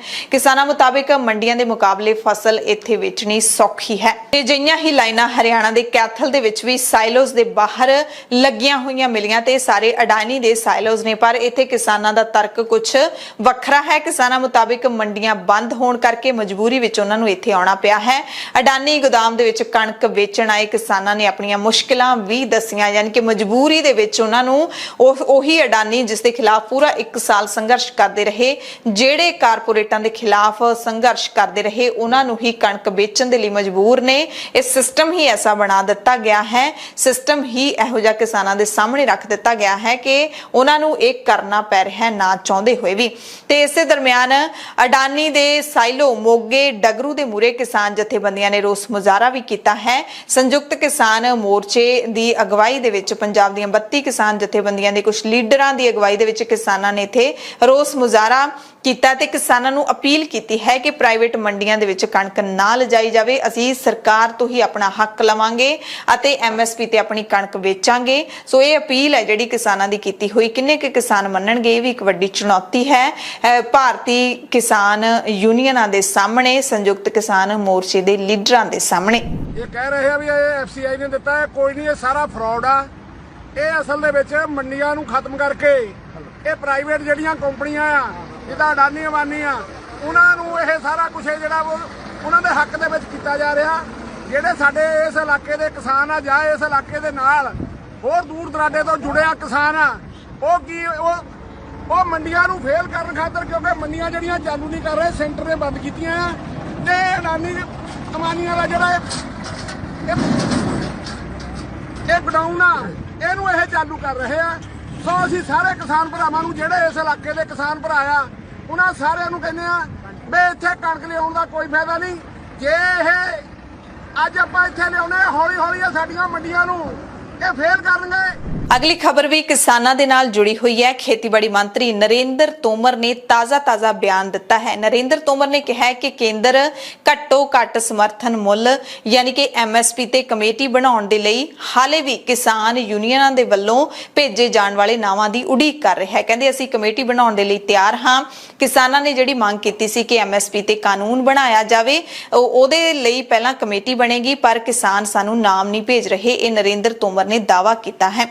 पिछले साल नवंबर ਦੇ ਵਿੱਚ 3 ਕਾਲੇ ਖੇਤੀ ਕਾਨੂੰਨਾਂ ਨੂੰ ਰੱਦ ਕਰਨ ਦਾ ਐਲਾਨ ਕਰਦਿਆਂ ਪ੍ਰਧਾਨ ਮੰਤਰੀ ਨਰਿੰਦਰ ਮੋਦੀ ਨੇ ਵਾਅਦਾ ਕੀਤਾ ਸੀ ਕਿ MSP ਪ੍ਰਣਾਲੀ ਨੂੰ ਵਧੇਰੇ ਪ੍ਰਭਾਵਸ਼ਾਲੀ ਤੇ ਪਾਰਦਰਸ਼ੀ ਬਣਾਉਣ ਦੇ ਲਈ ਜ਼ੀਰੋ ਬਜਟ ਆਧਾਰਿਤ ਖੇਤੀਬਾੜੀ ਨੂੰ ਉਤਸ਼ਾਹਿਤ ਕਰਨ ਦੇ ਤਰੀਕਿਆਂ ਦਾ ਸੁਝਾਅ ਦੇਣ ਦੇ ਲਈ ਇੱਕ ਕਮੇਟੀ ਬਣਾਵਾਂਗੇ। ਉਸ ਕਮੇਟੀ ਦੇ ਜੋ ਨਤੀਜੇ ਦਿੱਤੇ ਜਾਣਗੇ ਉਸ ਦੇ ਆਧਾਰ ਤੇ ਫਿਰ MSP ਦਾ ਕਾਨੂੰਨ ਬਣੇਗਾ। ਪਰ ਤੋਮਰ ਨੇ ਕਿਹਾ ਕਿ ਅਸੀਂ ਘੱਟੋ ਘੱਟ ਸਮਰਥਨ ਮੁੱਲ ਤੇ ਕਮੇਟੀ ਦੇ ਲਈ ਕਿਸਾਨ ਯੂਨੀਅਨਾਂ ਤੋਂ 2-3 ਮੈਂਬਰਾਂ ਦੇ ਨਾਮ ਮੰਗੇ ਨੇ, ਕਈ ਵਾਰੀ ਨਾਮ ਮੰਗੇ ਨੇ, ਪਰ ਹਾਲੇ ਤੱਕ ਸਾਨੂੰ ਕਿਸਾਨ ਯੂਨੀਅਨਾਂ ਦੇ ਵੱਲੋਂ ਨਾਮ ਨਹੀਂ ਮਿਲੇ। ਜਦਕਿ ਦੂਸਰੇ ਪਾਸੇ ਜੇ ਕਿਸਾਨਾਂ ਦਾ ਪੱਖ ਸੁਣ ਲਈਏ ਤਾਂ ਕਿਸਾਨ ਲੀਡਰ ਵਾਰੀ-ਵਾਰੀ, ਸੰਯੁਕਤ ਕਿਸਾਨ ਮੋਰਚੇ ਦੇ ਲੀਡਰ ਵਾਰੀ-ਵਾਰੀ ਕਹਿ ਚੁੱਕੇ ਨੇ ਕਿ ਕੇਂਦਰ ਸਰਕਾਰ ਸਾਨੂੰ ਲਿਖਤੀ ਤੌਰ ਤੇ ਭੇਜੇ, ਮੀਡੀਆ ਦੇ ਵਿੱਚ ਬਿਆਨ ਜਾਰੀ ਕੀਤੇ ਜਾ ਰਹੇ ਨੇ, ਲੋਕਾਂ ਨੂੰ ਗੁੰਮਰਾਹ ਕੀਤਾ ਜਾ ਰਿਹਾ ਹੈ ਕਿ ਸਾਨੂੰ ਕੇਂਦਰ ਸਰਕਾਰ ਜਦੋਂ ਤੱਕ ਲਿਖਤੀ ਤੌਰ ਤੇ ਨਹੀਂ ਭੇਜਦੀ ਔਰ ਸਾਰੇ ਜਿਹੜੇ ਇਸ ਕਮੇਟੀ ਦੇ ਵਿੱਚ ਸਰਕਾਰ ਦੇ ਵੱਲੋਂ ਕਿਹੜੇ-ਕਿਹੜੇ ਮੈਂਬਰ ਸ਼ਾਮਿਲ ਹੋਣਗੇ, ਕੀ ਨਿਯਮ ਤੇ ਸ਼ਰਤਾਂ ਹੋਣਗੇ, ਇਸ ਬਾਰੇ ਸਾਨੂੰ ਲਿਖਤੀ ਤੌਰ ਤੇ ਨਹੀਂ ਭੇਜਿਆ ਜਾਂਦਾ, ਉਦੋਂ ਤੱਕ ਅਸੀਂ ਨਾਮ ਨਹੀਂ ਭੇਜਾਂਗੇ। ਕਿਉਂਕਿ ਸਾਨੂੰ ਨਹੀਂ ਪਤਾ ਕਿ ਸਰਕਾਰ ਵੱਲੋਂ ਕਮੇਟੀ ਦੇ ਵਿੱਚ ਸ਼ਾਮਿਲ ਕੌਣ ਹੋਣਾ ਹੈ, ਨਿਯਮ ਤੇ ਸ਼ਰਤਾਂ ਕੀ ਹੋਣਗੇ, ਅਸੀਂ ਉਹਨਾਂ ਨੂੰ ਪੜੇ ਵਿਚਾਰੇ ਬਿਨਾਂ ਨਾਮ ਨਹੀਂ ਭੇਜ ਸਕਦੇ। ਸੋ ਪੇਚਾ ਹਲੇ ਤੱਕ ਫਸਿਆ ਹੋਇਆ ਕੇਂਦਰ ਸਰਕਾਰ ਤੇ ਕਿਸਾਨਾਂ ਦੇ ਵਿਚਾਲੇ। ਕਿਸਾਨ ਰੋਸ ਹਫਤਾ ਵੀ ਮਨਾ ਰਹੇ ਨੇ, MSP ਹਫਤਾ ਵੀ ਮਨਾ ਰਹੇ ਨੇ। 11 ਅਪ੍ਰੈਲ ਤੋਂ ਲੈ ਕੇ 17 ਅਪ੍ਰੈਲ ਤੱਕ ਇਹ ਹਫਤਾ ਮਨਾਇਆ ਜਾ ਰਿਹਾ ਹੈ, ਜਿਸ ਦੇ ਤਹਿਤ ਪੂਰੇ ਦੇਸ਼ ਦੇ ਵਿੱਚ ਰੋਸ ਪ੍ਰਦਰਸ਼ਨ ਕੀਤੇ ਜਾ ਰਹੇ ਨੇ, ਮੁਜ਼ਾਹਰੇ ਕੀਤੇ ਜਾ ਰਹੇ ਨੇ, ਸੈਮੀਨਾਰ ਕੀਤੇ ਜਾ ਰਹੇ ਨੇ ਕਿ ਕੇਂਦਰ ਸਰਕਾਰ ਨੇ ਕਿਸਾਨਾਂ ਦੇ ਨਾਲ ਵਾਅਦਾ ਖਿਲਾਫੀ ਕੀਤੀ ਹੈ, ਕਹਿ ਕੇ ਵੀ ਮੰਗਾਂ ਨਹੀਂ ਮੰਨੀਆਂ। ਪੰਜਾਬ ਦੇ ਵਿੱਚ ਜੇ ਬਿਜਲੀ ਦੀ ਗੱਲ ਕਰ ਲਈਏ ਤਾਂ ਵੱਡੇ ਕੱਟਾਂ ਦੇ ਨਾਲ ਲੋਕ ਜੂਝ ਰਹੇ ਨੇ। ਕੋਲੇ ਦੀ ਘਾਟ ਦਾ ਸਾਹਮਣਾ ਕਰ ਰਹੀ ਪੰਜਾਬ ਰਾਜ ਪਾਵਰ ਕਾਰਪੋਰੇਸ਼ਨ ਲਿਮਟਿਡ ਦੇ ਵੱਲੋਂ ਪਿੰਡਾਂ ਦੇ ਵਿੱਚ ਰੋਜ਼ਾਨਾ 6 ਤੋਂ 8 ਘੰਟੇ ਤੇ ਸ਼ਹਿਰਾਂ ਦੇ ਵਿੱਚ 1 ਤੋਂ 2 ਘੰਟੇ ਤੱਕ ਦੇ ਬਿਜਲੀ ਦੇ ਕੱਟ ਲਾਏ ਜਾ ਰਹੇ ਨੇ। ਹਾਲਾਂਕਿ ਬੜੀ ਹੈਰਾਨੀ ਦੀ ਗੱਲ ਹੈ ਕਿ ਬਿਜਲੀ ਨਿਗਮ ਇਹਨਾਂ ਕੱਟਾਂ ਤੋਂ ਇਨਕਾਰ ਕਰ ਰਿਹਾ ਹੈ। ਬੁੱਧਵਾਰ ਸਵੇਰੇ ਪਟਿਆਲਾ, ਲੁਧਿਆਣਾ, ਜਲੰਧਰ, ਸੰਗਰੂਰ ਤੇ ਅੰਮ੍ਰਿਤਸਰ ਸ਼ਹਿਰਾਂ ਦੇ ਵਿੱਚ ਬਿਜਲੀ ਦੇ ਕੱਟ ਲਾਏ ਗਏ, ਜਦਕਿ ਪਿੰਡਾਂ ਦੇ ਵਿੱਚ ਤਾਂ ਪਿਛਲੇ 10-12 ਦਿਨਾਂ ਤੋਂ ਇਹ ਕੱਟ ਲਗਾਤਾਰ ਲੱਗ ਰਹੇ ਨੇ। ਸਵੇਰੇ 9 ਵਜੇ ਬਿਜਲੀ ਕੱਟ ਦਿੱਤੀ ਜਾਂਦੀ ਹੈ, ਕਿਤੇ 10 ਵਜੇ ਚਲੀ ਜਾਂਦੀ ਹੈ ਤੇ ਸ਼ਾਮ ਨੂੰ 6 ਵਜੇ ਤੱਕ ਲਗਾਤਾਰ ਲਾਈਟ ਨਹੀਂ ਆਉਂਦੀ। ਜਿਨ੍ਹਾਂ ਲੋਕਾਂ ਦੇ ਕੋਲ ਇਨਵਰਟਰ ਨੇ, ਜਨਰੇਟਰ ਨੇ, ਉਹ ਤਾਂ ਜਿਵੇਂ ਕਿਵੇਂ ਕਰਕੇ ਦਿਨ ਕੱਢ ਲੈਂਦੇ ਨੇ, ਪਰ ਗਰਮੀ ਦੇ ਇਹਨਾਂ ਸਖਤ ਦਿਨਾਂ ਦੇ ਵਿੱਚ ਆਮ ਲੋਕ ਜਿਨ੍ਹਾਂ ਦੇ ਕੋਲ ਇਨਵਰਟਰ, ਜਨਰੇਟਰ ਦੀ ਕੋਈ ਸਹੂਲਤ ਨਹੀਂ, ਉਹ ਕਿਵੇਂ ਦਿਨ ਕੱਟੀ ਕਰਦੇ ਹੋਣਗੇ, ਆਪਾਂ ਸਮਝ ਸਕਦੇ ਹਾਂ। ਹਾਲਾਂਕਿ PSPCL ਅਧਿਕਾਰਿਤ ਤੌਰ ਤੇ ਦਾਅਵਾ ਕਰਦੀ ਹੈ ਕਿ ਬਿਜਲੀ ਦੇ ਕੋਈ ਕੱਟ ਨਹੀਂ ਲਾਏ ਜਾ ਰਹੇ, ਪਰ ਇਹ ਕੱਟ ਕੀ ਲੋਕ ਆਪਣੇ ਆਪ ਲਾ ਦਿੰਦੇ ਨੇ। ਇਹ ਇਹ ਬੜੇ ਹੈਰਾਨੀ ਭਰੇ ਬਿਆਨ ਹੈਗੇ ਨੇ, ਪਰ ਸੱਚਾਈ ਹੈ ਕਿ ਦਿਨ ਭਰ ਬਿਜਲੀ ਦੇ ਕੱਟਾਂ ਦੇ ਨਾਲ ਪੰਜਾਬ ਦੇ ਲੋਕ ਹਾਲੋਂ ਬੇਹਾਲ ਹੋਏ ਪਏ ਨੇ। ਇਹਨਾਂ ਕੱਟਾਂ ਦੇ ਕਾਰਨ ਹਾਲਾਤ ਵੱਧ ਤੋਂ ਬਦਤਰ ਹੁੰਦੇ ਜਾ ਰਹੇ ਨੇ। PSPCL ਦੀ ਆਲੋਚਨਾ ਕਰਦੇ ਹੋਏ ਇੱਕ ਸਾਬਕਾ ਸੀਨੀਅਰ ਅਧਿਕਾਰੀ ਨੇ ਵੀ ਕਿਹਾ ਕਿ ਲਗਭਗ ਝੋਨੇ ਦੇ ਸੀਜ਼ਨ ਦੌਰਾਨ ਤੇ ਉਸ ਤੋਂ ਬਾਅਦ ਬਿਜਲੀ ਦੀ ਮੰਗ ਹੈ 15000 ਮੈਗਾਵਾਟ ਨੂੰ ਚਲੀ ਜਾਂਦੀ ਹੈ ਤੇ ਇਸ ਵਾਰ ਵੀ ਜਾਊਗੀ। ਫਿਲਹਾਲ 8000 ਮੈਗਾਵਾਟ ਤੋਂ 9500 ਮੈਗਾਵਾਟ ਦੇ ਵਿਚਕਾਰ ਬਿਜਲੀ ਦੀ ਮੰਗ ਹੈ, ਉਹ ਵੀ ਪੂਰੀ ਨਹੀਂ ਹੋ ਰਹੀ ਤਾਂ 15000 ਵਾਲੀ ਕਿਵੇਂ ਪੂਰੀ ਹੋਊਗੀ, ਇੱਕ ਵੱਡੀ ਚੁਣੌਤੀ ਹੈ। ਤੇ ਪੰਜਾਬ ਦੇ ਸਾਰੇ 5 ਥਰਮਲ ਪਲਾਂਟਾਂ ਦੇ ਵਿੱਚ ਰੋਜ਼ਾਨਾ ਕੋਲੇ ਦੀ ਲੋੜ ਲਗਭਗ 75 ਮੀਟ੍ਰਿਕ ਟਨ ਹੈ, ਜਦਕਿ ਪਲਾਂਟ 85% ਤੋਂ ਵੱਧ ਲੋਡ ਫੈਕਟਰ ਤੇ ਕੰਮ ਕਰਦੇ ਨੇ। ਘੱਟ ਸਮਰੱਥਾ ਤੇ ਚੱਲਣ ਦੇ ਬਾਵਜੂਦ ਪੰਜਾਬ ਦੇ ਥਰਮਲ ਪਲਾਂਟਾਂ ਨੂੰ ਰੋਜ਼ਾਨਾ ਲੋੜ ਦਾ ਅੱਧਾ ਕੋਲਾ ਵੀ ਨਹੀਂ ਮਿਲ ਰਿਹਾ ਤੇ ਅਧਿਕਾਰੀ ਮੰਨਦੇ ਨੇ ਕਿ ਜੇ ਮੀਂਹ ਪੈ ਜਾਵੇ ਤਾਂ ਬਿਜਲੀ ਮਹਿਕਮੇ ਨੂੰ ਥੋੜੀ ਰਾਹਤ ਜ਼ਰੂਰ ਮਿਲ ਸਕਦੀ ਹੈ। ਇਸ ਦੇ ਦਰਮਿਆਨ ਪੰਜਾਬ ਦੇ ਵਿੱਚ ਲੱਗ ਰਹੇ ਕੱਟਾਂ ਦਾ ਸਵਾਲ ਜਦੋਂ ਆਮ ਆਦਮੀ ਪਾਰਟੀ ਦੇ ਬੁਲਾਰਿਆਂ ਨੂੰ ਕੀਤਾ ਗਿਆ ਤਾਂ ਬੁਲਾਰੇ ਮਾਲਵਿੰਦਰ ਕੰਗ ਨੇ ਦੱਸਿਆ ਕਿ ਇਹ ਕੱਟ ਨੇ ਜਿਹੜੇ ਕਿਸਾਨੀ ਲੋੜਾਂ ਨੂੰ ਪੂਰਾ ਕਰਨ ਦੇ ਲਈ ਲਾਏ ਜਾ ਰਹੇ ਨੇ ਤਾਂ ਜੋ ਕਿਸਾਨਾਂ ਨੂੰ ਚੱਲਦੇ ਸੀਜ਼ਨ ਦੇ ਵਿੱਚ ਨਿਰਵਿਘਨ ਬਿਜਲੀ ਦੀ ਸਪਲਾਈ ਮਿਲ ਸਕੇ। ਆਮ ਆਦਮੀ ਪਾਰਟੀ ਦੇ ਬੁਲਾਰੇ ਨੀਲ ਗਰਗ ਨੇ 300 ਯੂਨਿਟ ਬਿਜਲੀ ਵਾਲੇ ਵਾਅਦੇ ਦੀ ਵਚਨਬੱਧਤਾ ਵੀ ਦੁਹਰਾਈ, ਕਿਹਾ ਕਿ ਪੰਜਾਬ ਦੇ ਵਿੱਚ ਪੰਜਾਬ ਦੇ ਲੋਕਾਂ ਨਾਲ ਜੋ ਗਰੰਟੀਆਂ ਕੀਤੀਆਂ ਗਈਆਂ ਨੇ ਉਹ ਪੂਰੀਆਂ ਕੀਤੀਆਂ ਜਾਣਗੀਆਂ। ਬਿਜਲੀ ਦੀ ਮੰਗ ਵੀ ਅਸੀਂ ਜਲਦੀ ਪੂਰਾ ਕਰ ਲਵਾਂਗੇ। ਹਵਾਈ ਯਾਤਰਾ ਦੇ ਨਾਲ ਜੁੜੀ ਹੋਈ ਖਬਰ ਹੈ। ਸਹੀ ਸਿਖਲਾਈ ਨਾ ਹੋਣ ਕਰਕੇ ਸ਼ਹਿਰੀ ਹਵਾਬਾਜ਼ੀ ਡਾਇਰੈਕਟੋਰੇਟ ਜਨਰਲ ਯਾਨੀ ਕਿ DGCA ਨੇ ਸਪਾਈਸ ਜੈਟ ਦੇ 90 ਪਾਇਲਟਾਂ ਤੇ ਬੋਇੰਗ 737 ਮੈਕਸ ਜਹਾਜ਼ ਉਡਾਉਣ ਤੇ ਪਾਬੰਦੀ ਲਾ ਦਿੱਤੀ ਹੈ। DGCA ਦੇ ਮੁਖੀ ਅਰੁਣ ਕੁਮਾਰ ਨੇ ਬਿਆਨ ਜਾਰੀ ਕਰਕੇ ਕਿਹਾ ਕਿ ਫਿਲਹਾਲ ਅਸੀਂ ਇਹਨਾਂ ਪਾਇਲਟਾਂ ਤੇ ਮੈਕਸ ਜਹਾਜ਼ ਉਡਾਉਣ ਤੇ ਪਾਬੰਦੀ ਲਾਈ ਹੈ। ਇਹਨਾਂ ਨੂੰ ਹਵਾਈ ਜਹਾਜ਼ ਉਡਾਉਣ ਦੇ ਲਈ ਮੁੜ ਸਿਖਲਾਈ ਲੈਣੀ ਪਵੇਗੀ। ਨਿਊਯਾਰਕ ਦੇ ਵਿੱਚ ਉਸੇ ਥਾਂ ਦੇ ਉੱਤੇ ਮੁੜ 2 ਸਿੱਖਾਂ ਤੇ ਹਮਲਾ ਕੀਤਾ ਗਿਆ ਜਿਸ ਥਾਂ ਤੇ ਪਿਛਲੇ ਦਿਨੀ ਇੱਕ ਬਜ਼ੁਰਗ ਸਿੱਖ ਤੇ ਹਮਲਾ ਹੋਇਆ ਸੀ। ਅਮਰੀਕਾ ਦੇ ਨਿਊਯਾਰਕ ਦੇ ਕੁਈਨਸ ਇਲਾਕੇ ਦੇ ਵਿੱਚ ਸਿੱਖ ਭਾਈਚਾਰੇ ਦੇ 2 ਬਜ਼ੁਰਗਾਂ ਦੇ ਉੱਤੇ 2 ਵਿਅਕਤੀਆਂ ਦੇ ਉੱਤੇ ਹਮਲਾ ਕਰਕੇ ਲੁੱਟਮਾਰ ਕੀਤੀ ਗਈ ਹੈ। ਕੁਈਨਸ ਦੇ ਵਿੱਚ 10 ਦਿਨਾਂ ਤੋਂ ਵੀ ਘੱਟ ਸਮੇਂ ਦੇ ਵਿੱਚ ਸਿੱਖ ਭਾਈਚਾਰੇ ਤੇ ਇਹ ਦੂਜਾ ਹਮਲਾ ਹੈ। ਸਿੱਖ ਕੋਲੀਸ਼ਨ ਨੇ ਕਿਹਾ ਕਿ ਮੰਗਲਵਾਰ ਨੂੰ ਕੁਈਨਸ ਦੇ ਰਿਚਮੰਡ ਹਿੱਲ ਦੇ ਵਿੱਚ 2 ਸਿੱਖਾਂ ਤੇ ਹਮਲਾ ਕੀਤਾ ਗਿਆ, ਉਹਨਾਂ ਨੂੰ ਲੁੱਟਿਆ ਗਿਆ। ਇਹ ਹਮਲਾ ਉਸੇ ਥਾਂ ਦੇ ਨੇੜੇ ਹੋਇਆ ਜਿੱਥੇ 3 ਅਪ੍ਰੈਲ ਨੂੰ ਨਿਰਮਲ ਸਿੰਘ ਤੇ ਹਮਲਾ ਹੋਇਆ ਸੀ। ਭਾਰਤੀ ਕੌਂਸਲੇਟ ਨੇ ਵੀ ਇਸ ਦੀ ਜਾਣਕਾਰੀ ਦਿੱਤੀ ਹੈ। ਟਵੀਟ ਕੀਤਾ ਕਿ ਨਿਊਯਾਰਕ ਦੇ ਰਿਚਮੰਡ ਹਿਲਸ ਦੇ ਵਿੱਚ 2 ਸਿੱਖਾਂ ਤੇ ਹਮਲਾ ਹੋਇਆ। ਅਸੀਂ ਇਸ ਮਾਮਲੇ ਬਾਰੇ ਸਥਾਨਕ ਪ੍ਰਸ਼ਾਸਨ ਤੇ ਨਿਊਯਾਰਕ ਸਿਟੀ ਪੁਲਿਸ ਵਿਭਾਗ ਦੇ ਨਾਲ ਗੱਲਬਾਤ ਕੀਤੀ ਹੈ। ਇਸ ਮਾਮਲੇ ਦੇ ਵਿੱਚ ਸ਼ਿਕਾਇਤ ਦਰਜ ਹੋ ਚੁੱਕੀ ਹੈ, ਇੱਕ ਜਣਾ ਗ੍ਰਿਫਤਾਰ ਹੋ ਚੁੱਕਿਆ ਹੈ ਤੇ ਅਸੀਂ ਭਾਈਚਾਰੇ ਦੇ ਲੋਕਾਂ ਦੇ ਸੰਪਰਕ ਵਿੱਚ ਆ, ਪੀੜਤਾਂ ਦੀ ਹਰ ਸੰਭਵ ਮਦਦ ਕਰਾਂਗੇ, ਇਹ ਭਾਰਤੀ ਕੌਂਸਲੇਟ ਨੇ ਕਿਹਾ। ਇਸੇ ਤਰ੍ਹਾਂ ਨਿਊਯਾਰਕ ਦੇ ਵਿੱਚ ਸਟੇਟ ਅਸੈਂਬਲੀ ਦੀ ਮੈਂਬਰ ਜੈਨੀਫਰ ਰਾਜਕੁਮਾਰ ਨੇ ਵੀ ਇਸ ਹਮਲੇ ਸੰਬੰਧੀ ਟਵੀਟ ਕਰਕੇ ਦੱਸਿਆ ਕਿ ਨਿਊਯਾਰਕ ਸਟੇਟ ਆਫਿਸ ਦੇ ਵਿੱਚ ਚੁਣੀ ਗਈ ਪਹਿਲੀ ਪੰਜਾਬੀ ਅਮਰੀਕੀ ਹੋਣ ਦੇ ਨਾਤੇ ਮੈਂ ਸਪਸ਼ਟ ਕਰਨਾ ਚਾਹੁੰਦੀ ਹਾਂ ਕਿ ਨਿਊਯਾਰਕ ਦੇ ਵਿੱਚ ਸਿੱਖ ਅਮਰੀਕੀ ਭਾਈਚਾਰੇ ਵਿਰੁੱਧ ਨਫ਼ਰਤ ਭਰੀ ਹਿੰਸਾ ਬਿਲਕੁਲ ਬਰਦਾਸ਼ਤ ਨਹੀਂ ਕੀਤੀ ਜਾਏਗੀ। ਮੈਂ ਆਪਣੇ ਸਿੱਖ ਅਮਰੀਕੀ ਪਰਿਵਾਰ ਦੇ ਵਿਰੁੱਧ ਇਸ ਹਫ਼ਤੇ ਵਾਪਰੀਆਂ ਘਟਨਾਵਾਂ ਤੋਂ ਬਾਅਦ ਨਿਊਯਾਰਕ ਪੁਲਿਸ ਦੇ ਨਾਲ ਗੱਲਬਾਤ ਕੀਤੀ ਹੈ ਤੇ ਦੋਵਾਂ ਘਟਨਾਵਾਂ ਦੇ ਲਈ ਨਫ਼ਰਤੀ ਹਿੰਸਾ ਦੀਆਂ ਘਟਨਾਵਾਂ ਵਜੋਂ ਜਾਂਚ ਕਰਨ ਦੀ ਮੈਂ ਮੰਗ ਵੀ ਕੀਤੀ ਹੈ। ਉਹਨਾਂ ਦਾਅਵਾ ਕੀਤਾ ਕਿ ਦੋਸ਼ੀਆਂ ਨੂੰ ਸਖਤ ਸਜ਼ਾ ਦਿੱਤੀ ਜਾਏਗੀ ਕਾਨੂੰਨ ਦੇ ਮੁਤਾਬਿਕ। ਹਾਲ ਹੀ ਦੇ ਸਾਲਾਂ ਵਿੱਚ ਸਿੱਖ ਭਾਈਚਾਰੇ ਵਿਰੁੱਧ ਨਫ਼ਰਤੀ ਹਮਲਿਆਂ ਦੇ ਵਿੱਚ ਉਹਨਾਂ ਦੱਸਿਆ ਕਿ 200% ਵਾਧਾ ਹੋਇਆ ਹੈ। ਉਹਨਾਂ ਇਹ ਵੀ ਦੱਸਿਆ ਕਿ ਮੈਂ ਇੱਕ ਇਤਿਹਾਸਿਕ ਮਤਾ ਵੀ ਪਾਸ ਕਰਵਾਇਆ ਜਿਸ ਦੇ ਤਹਿਤ ਨਿਊਯਾਰਕ ਨੇ ਅਪ੍ਰੈਲ ਮਹੀਨੇ ਨੂੰ ਪੰਜਾਬੀ ਮਹੀਨੇ ਵਜੋਂ ਮਾਨਤਾ ਵੀ ਦਿੱਤੀ ਹੈ। ਉਹਨਾਂ ਕਿਹਾ ਕਿ ਅਸੀਂ ਸਾਰਿਆਂ ਨੂੰ, ਅਮਰੀਕਾ ਵਿੱਚ ਵਸਦੇ ਸਾਰਿਆਂ ਨੂੰ ਸਿੱਖ ਸੱਭਿਆਚਾਰ ਦੀ ਜਾਣਕਾਰੀ ਦੇਵਾਂਗੇ ਤਾਂ ਜੋ ਜਾਣ ਸਕਣ ਕਿ ਸਿੱਖ ਅਮਰੀਕੀ ਭਾਈਚਾਰੇ ਦੇ ਵਿੱਚ ਕਿੰਨੇ ਅਹਿਮ ਨੇ। ਪੰਜਾਬ ਕੈਬਨਿਟ ਦੀ ਅਹਿਮ ਬੈਠਕ ਦੇ ਨਾਲ ਜੁੜੀ ਖਬਰ ਹੈ ਕਿ ਪੰਜਾਬ ਸਰਕਾਰ ਨੇ 145 ਅਸਾਮੀਆਂ ਤੇ ਭਰਤੀ ਕਰਨ ਦਾ ਐਲਾਨ ਕਰ ਦਿੱਤਾ ਹੈ। ਪੰਜਾਬ ਮੰਤਰੀ ਮੰਡਲ ਦੀ ਬੈਠਕ ਦੇ ਵਿੱਚ ਫੈਸਲਾ ਲਿਆ ਗਿਆ ਕਿ ਪਿੰਡੂ ਇਲਾਕਿਆਂ ਦੇ ਵਿੱਚ ਪਾਣੀ ਦੀ ਬਿਹਤਰ ਸਪਲਾਈ ਲਈ ਵੱਖ-ਵੱਖ ਸ਼੍ਰੇਣੀਆਂ ਦੀਆਂ 145 ਅਸਾਮੀਆਂ ਦੀ ਭਰਤੀ ਛੇਤੀ ਕੀਤੀ ਜਾਏਗੀ। ਪੰਜਾਬ ਕੈਬਨਿਟ ਨੇ RDF ਨਿਯਮਾਂ ਦੇ ਵਿੱਚ ਸੋਧ ਅਤੇ ਜਲ ਸਪਲਾਈ ਸੈਨੀਟੇਸ਼ਨ ਵਿਭਾਗ ਵਿੱਚ 145 ਅਸਾਮੀਆਂ ਨੂੰ ਹਰੀ ਝੰਡੀ ਦਿੱਤੀ ਹੈ। ਪੰਜਾਬ ਦੇ ਮੁੱਖ ਮੰਤਰੀ ਭਗਵੰਤ ਸਿੰਘ ਮਾਨ ਦੀ ਅਗਵਾਈ ਵਿੱਚ ਹੋਈ ਕੈਬਨਿਟ ਬੈਠਕ ਵਿੱਚ ਹੋਰ ਵੀ ਕਈ ਅਹਿਮ ਫੈਸਲੇ ਲਏ ਗਏ ਨੇ। ਇਹਨਾਂ ਫੈਸਲਿਆਂ ਦੀ ਜਾਣਕਾਰੀ ਪ੍ਰੈਸ ਕਾਨਫਰੰਸ ਕਰਕੇ ਆਮ ਆਦਮੀ ਪਾਰਟੀ ਦੇ ਬੁਲਾਰਿਆਂ ਸੰਨੀ ਆਲੂਵਾਲੀਆ, ਮਾਲਵਿੰਦਰ ਕੰਗ ਤੇ ਨੀਲ ਗਰਗ ਨੇ ਦਿੱਤੀ। ਮੋਦੀ ਸਾਹਿਬ ਨੂੰ ਪਿਛਲੇ ਦਿਨ 'ਚ ਇੱਕ ਚਿੱਠੀ ਲਿਖੀ ਔਰ ਅੱਜ ਸੈਂਟਰ ਵੱਲੋਂ 5 ਟੀਮਾਂ ਕਣਕ ਦੀ ਪ੍ਰੋਕਿਉਰਮੈਂਟ ਨੂੰ ਲੈ ਕੇ ਜਿਹੜੀ ਉਹਦੀ ਕੁਆਲਿਟੀ ਆ ਉਹਨੂੰ ਕਿਸ ਤਰੀਕੇ ਨਾਲ ਫਲੈਕਸੀਬਲ ਕੀਤਾ ਜਾਵੇ ਤਾਂ ਕਿ ਕਿਸਾਨ ਨੂੰ ਕੋਈ ਪਰੇਸ਼ਾਨੀ ਨਾ ਆਵੇ ਤੇ ਪ੍ਰੋਕਿਉਰਮੈਂਟ ਲਗਾਤਾਰ ਜਾਰੀ ਰਹੇ। ਔਰ ਉਹਦੇ ਵਾਸਤੇ 15 ਜ਼ਿਲ੍ਹਿਆਂ 'ਚ ਇਨਸਪੈਕਸ਼ਨ ਕਰ ਰਹੀ ਅੱਜ ਮੋਦੀ ਸਾਹਿਬ ਦੀ ਸਰਕਾਰ ਦੀ ਟੀਮ ਔਰ ਅਗਲੇ 2 ਦਿਨਾਂ 'ਚ ਜਿਹੜੀ ਆ ਇਹਦੇ ਤੇ ਵੀ ਇੱਕ ਵੱਡਾ ਫੈਸਲਾ ਹੋ ਜਾਣਾ ਆ। ਔਰ ਪ੍ਰੋਕਿਉਰਮੈਂਟ ਜਿਹੜੀ ਆ ਉਹ ਲਗਾਤਾਰ ਪੰਜਾਬ ਦੇ ਇੱਕ ਇੱਕ ਦਾਣੇ ਨੂੰ ਜਿਹੜਾ ਚੁੱਕਣ ਦਾ ਵਾਅਦਾ ਮਾਨ ਸਾਹਿਬ ਦੀ ਸਰਕਾਰ, ਇਹ ਵੀ ਮਸਲਾ ਸੌਟ ਆਊਟ ਪੰਜਾਬ ਦੀ ਸਰਕਾਰ ਨੇ ਕਰ ਲਿਆ। ਪੰਜਾਬ ਦੇ ਖਜ਼ਾਨਾ ਮੰਤਰੀ ਹਰਪਾਲ ਸਿੰਘ ਚੀਮਾ ਨੇ ਵੀ ਇਸ ਤੋਂ ਬਾਅਦ ਪ੍ਰੈਸ ਕਾਨਫਰੰਸ ਕੀਤੀ ਅਤੇ ਦੱਸਿਆ ਕਿ ਰੂਰਲ ਡਿਵੈਲਪਮੈਂਟ ਫੰਡ ਯਾਨੀ ਕਿ ਆਰਡੀਐਫ ਦੇ ਵਿੱਚ ਕੇਂਦਰ ਦੇ ਹੁਕਮਾਂ ਦੇ ਮੁਤਾਬਿਕ ਬਦਲਾਅ ਕੀਤਾ ਗਿਆ ਹੈ। ਉਹਨਾਂ ਦੱਸਿਆ ਕਿ ਐਕਟ ਪਾਸ ਹੋਣ ਤੇ ਕਿਸਾਨਾਂ ਨੂੰ ਫਾਇਦਾ ਹੋਵੇਗਾ।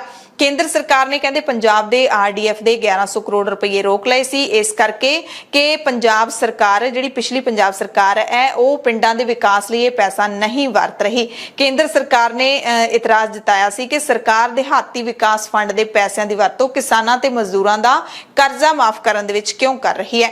ਤੇ ਹੁਣ ਉਹਨਾਂ ਨੇ ਆਮ ਆਦਮੀ ਪਾਰਟੀ ਨੇ ਦੱਸਿਆ, ਹਰਪਾਲ ਸਿੰਘ ਚੀਮਾ ਨੇ ਦੱਸਿਆ ਕਿ ਸਾਡੀ ਸਰਕਾਰ ਨੇ ਆਰਡੀਐਫ ਐਕਟ ਦੇ ਵਿੱਚ ਸੋਧ ਕਰਨ ਦਾ ਫੈਸਲਾ ਲਿਆ ਹੈ। ਪਹਿਲਾਂ ਸਰਕਾਰ ਆਰਡੀਐਫ ਦਾ ਪੈਸਾ ਹੋਰ ਕੰਮਾਂ ਲਈ ਵਰਤਦੀ ਸੀ, ਪਰ ਹੁਣ ਆਰਡੀਐਫ ਦਾ ਪੈਸਾ ਅਸੀਂ ਸਹੀ ਕੰਮਾਂ ਤੇ ਵਰਤਾਂਗੇ, ਆਪਣੇ ਚਹੇਤਿਆਂ ਨੂੰ ਨਹੀਂ ਵੰਡਾਂਗੇ ਪਹਿਲਾਂ ਦੀ ਸਰਕਾਰ ਵਾਂਗੂ। ਉਹਨਾਂ ਨੇ ਕਿਹਾ ਕਿ ਕੇਂਦਰ ਸਰਕਾਰ ਦੇ ਵੱਲੋਂ ਜੋ ਹਦਾਇਤਾਂ ਦਿੱਤੀਆਂ ਜਾਣਗੀਆਂ ਉਸ ਦੇ ਮੁਤਾਬਿਕ ਹੀ ਅਸੀਂ ਇਸ ਆਰਡੀਐਫ ਦੇ ਪੈਸੇ ਦੀ ਵਰਤੋਂ ਕਰਾਂਗੇ। ਇੱਕ ਹੋਰ ਅਹਿਮ ਫੈਸਲਾ ਹੋਇਆਗਾ ਕਿ ਪੰਜਾਬ ਦੇ ਪਿੰਡਾਂ ਨੂੰ, ਗ੍ਰਾਮ ਪੰਚਾਇਤਾਂ ਨੂੰ national optical fibre network project ਦੇ ਅਧੀਨ ਗਵਰਨਮੈਂਟ ਆਫ ਇੰਡੀਆ ਦੇ ਨਾਲ ਇੱਕ MOU ਸਾਈਨ ਕਰ ਰਹੇ ਹਾਂਗੇ ਅਸੀਂ, ਤਾਂ ਕਿ ਸਾਰੀਆਂ ਜਿਹੜੀਆਂ ਸਾਡੀਆਂ ਪੰਚਾਇਤਾਂ ਨੇਗੀਆਂ, ਸਾਰੇ ਪਿੰਡ ਨੇਗੇ, ਉਹ ਇਸ ਨੈਟਵਰਕ ਦੇ ਜ਼ਰੀਏ ਜੁੜ ਜਾਣ। ਇਹ ਇੱਕ ਵੱਡਾ ਅਹਿਮ ਫੈਸਲਾ ਅੱਜ ਸਰਕਾਰ ਨੇ ਕੀਤਾ ਹੈਗਾ। ਅਸੀਂ ਬਿਲਕੁਲ ਉਹ ਸਾਰਾ ਪੈਸਾ ਜਾਇਜ਼ ਕੰਮਾਂ ਤੇ ਲਾਵਾਂਗੇ। ਇਸ ਐਕਟ ਦੇ ਅਧੀਨ ਜਿਹੜੇ ਕੰਮ ਆਉਂਦੇ ਨੇਗੇ ਉਹਨਾਂ ਕੰਮਾਂ ਤੇ ਲਾਵਾਂਗੇ, ਕਿਉਂਕਿ ਕਿਸਾਨ, ਜਦੋਂ ਕੋਈ ਕਿਸਾਨ ਆਪਣੀ ਫਸਲ